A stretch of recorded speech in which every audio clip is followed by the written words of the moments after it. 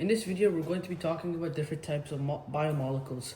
Biomolecules are chemical compounds that help support body functions. There are four different types of biomolecules: carbohydrates, proteins, nucleic acids, and lipids. Carbohydrates are mainly made up of carbon, hydrogen, and oxygen. So there's going to be a term in the biomolecules, and it's called a monomer. A monomer is basically like the single block of this certain carbohydrate. So if you were to look at the structure, that single block is called a monomer. This monomer is called a monosaccharide. Monosaccharides can join together to a glycosidic bond, which is a type of covalent bond because they share water atoms, and using that they can create a much more complex saccharide, such as a disaccharide with two monosaccharides or a polysaccharide with more than two monosaccharides. The functions of carbohydrates is to store and provide energy to cells, and also forms body structures for living beings. Some examples are starch, glycogen, cellulose, and chitin. Chitin is found in fungi, and it can also be found in arthropods in their exoskeleton. Arthropods are a type of animals, using the phylum category and taxonomy chart.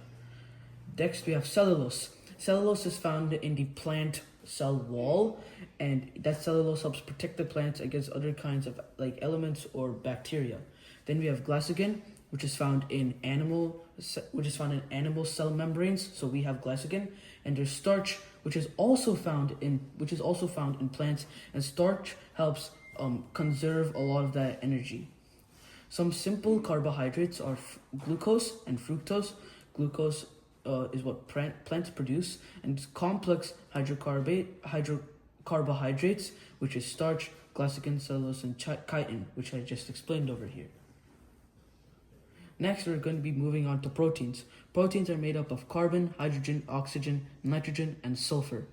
So the monomer for protein is amino acids. These amino acids help in body functions such as antibodies, enzymes, receiving information, and also things like insulin and glucagon, which can help in homeostasis.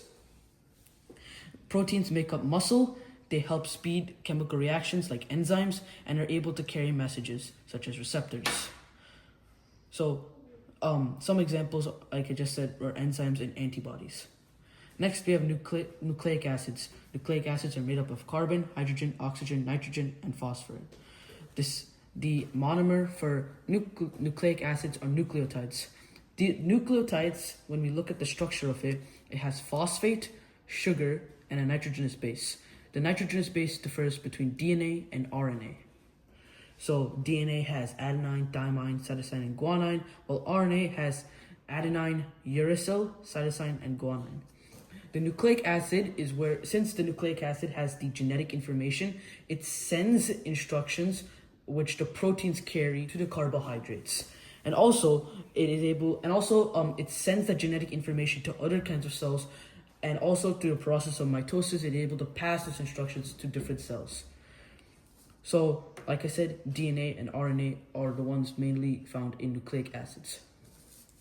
And lastly, we have lipids. Lipids is made of the same material as carbohydrates. It is carbon, hydrogen, oxygen. Lipids works similarly to carbohydrates.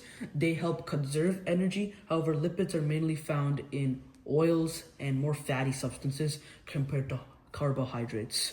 They also help store energy, and they also help form cell membranes, and they can also carry messages. However, they're just found in fats and oils compared to the simple carbohydrates and the complex carbohydrates such as glucose, starch, chitin, cellulose, glycogen. Now, there are two different components to the lipids, and one is glycerol and fatty acids. So the way it looks like is this over here. This over here is the glycerol, and it connects out towards the fatty acids. In the nucleic acid, for DNA, we could see a double helix shape, but for RNA, it's not a double helix shape. For proteins, it really depends on what kind of protein it is, like enzymes or antibodies. However, depending on that, you could search it up and you can see a bunch of images. And lastly, for carbohydrates, they have this kind of shape over here. However, depending again on the organism, it can change.